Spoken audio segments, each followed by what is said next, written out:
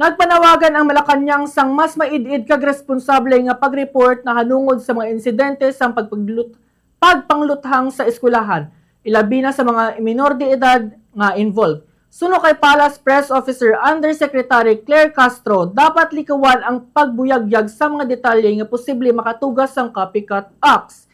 Ginhatagan man pagtamod ni Castro ang importansya sang pagtudlo sa mga pamatanon sang nagakaigo nga pamatasan, pagtahod sa isig katawo, kag kung paano makigangot sang nagakaigo sa mga classmate kag mga manunudlo. Kasunod ini sang magkatuhay nga insidente sang pagpangluthang sa isa ka eskwelahan sa Tacloban kag sa Ateneo de Zamboanga.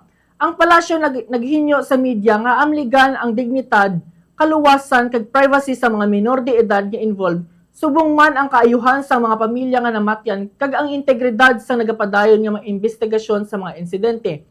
Ginpabasog man sang Department of Education o kung DepEd ang seguridad sa mga buluthuan kasunod sang insidente sa Tacloban kag Zamboanga.